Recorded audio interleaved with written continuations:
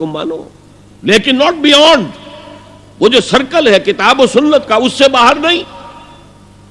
لا طاعت لمخلوق فی معصیۃ الخالق، یہ آپ الجبرے کے فارمولے کے طور پر اپنے سامنے رکھیے.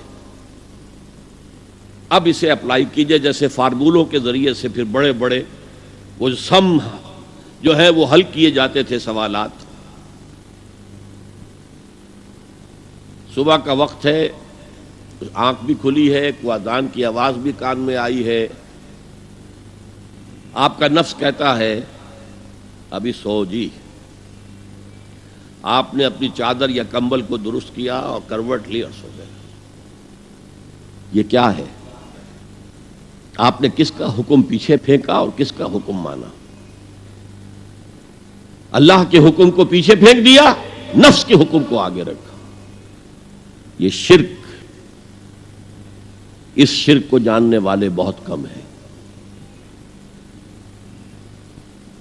مولانا روم نے خوب کہا تھا، نفس ما ہم کم ترس فرعون نیست لیکن ایراعون نیست. میرا نفس بھی فرعون سے کم نہیں ہے. فرعون نے کہا تھا نا الیس لی ملک مصر وہذہ الانہار تجری من تحتی، کیا اس ملک مصر کی حکومت میری نہیں ہے؟ اور سارا جو یہ آب پاشی کا نظام ہے، انہار کا نظام ہے، وہ میرے کنٹرول میں نہیں ہے؟ جس کا چاہوں موگا کھلا رکھوں، جس کا چاہوں بند کر دوں. یہ تھا خدائی کا دعویٰ، انا ربکم الاعلی. تو مولانا روم کہتے ہیں میرا نفس بھی اس سے کمتر نہیں ہے. وہ کہتا یہ جسم میرا ہے، اس پر میرا حکم چلے گا. میں نہیں جانتا کون اللہ کون رسول، کیا حرام کیا حلال. تو فرعون سے کم تو نہیں ہے میرا نفس. لیکن ایراعون، اس کی بہت مدد تھی، فوج تھی، لاؤ لشکر تھا، تو اس نے زبان سے بھی کہہ دیا کھل کر انا ربکم الاعلی. میں مسکین ہوں، غریب ہوں، میرے پاس کوئی طاقت نہیں ہے، میں زبان سے تو کچھ نہیں کہہ سکتا، اندر سے میرا نفس یہی کہتا ہے. یہ نفس کی حکومت قرآن کہتا ہے. میں حیران ہوتا ہوں، دو جگہ یہ مضمون آیا ہے.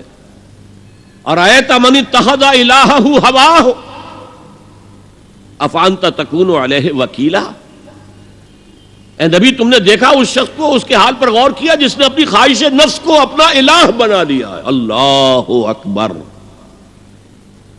الہ، لا الہ الا اللہ، کلمہ توحید کا مرکزی لفظ یہاں آ رہا ہے. من اتخذ الہہ ہواہ، جس نے اپنی خواہش نفس کو اپنا معبود بنا لیا، الہ بنا لیا. افانت تکون علیہ وکیلا، کیا آپ ایسے شخص کی کوئی ذمہ داری لے سکتے ہیں؟ سود حرام ہوا کرے جی، حرام ورام، ہمارا دھندا جو ہے وہ آگے بڑھ نہیں سکتا. تو اللہ کے حکم کو پیچھے ڈالا، نفس کے تقاضے کو آگے رکھا. کون معبود ہے آپ کا؟ نام عبداللہ رکھیے، نام عبد الرحمن رکھیے، ہے عبد النفس، نفس کے بندے، نفس کے غلام. پوچھا گیا ای الہجرت افضل یا رسول اللہ، اے اللہ کے رسول بتائیے سب سے اعلیٰ ہجرت کون سی ہے، افضل؟ فرمایا ان تہجر ما کرہ ربک، ہر اس چیز کو چھوڑ دو جو تمہارے رب کو پسند نہیں. آج رات ہی سے آپ ہجرت شروع کر سکتے ہیں. جائزہ لیجئے کیا کیا چیزیں میری زندگی میں خلاف شریعت ہیں جو اللہ کو ناپسند ہے. فیصلہ کیجئے کہ آج کے بعد نہیں ہوگی. ہجرت شروع ہو گئی، افضل الہجرہ، سب سے افضل ہجرت شروع ہو گئی. المجاہد من جاہد نفسہ، جہاد تو یہاں سے شروع ہو گیا، اپنے نفس کے خلاف جہاد کرنا. صبح نفس نے کہا ابھی سو جاؤ، آپ نے نفس کی بات کو رد کیا، اپنا کمبل اٹھا کے پھینکا، اٹھے، وضو کیا، نماز کے لیے آپ مسجد چل دیے. آپ نے جہاد کیا نفس کے خلاف. یہ افضل الجہاد ہے. اور سب سے چوٹی اوپر یہ ہے کہ جب وہ حق و باطل کی جنگ ہو تو جان ہتھیلی پر رکھ کر میدان میں حاضر ہو جاؤ. افرأیت من اتخذ الہہ ہواہ افانت تکون علیہ وکیلا.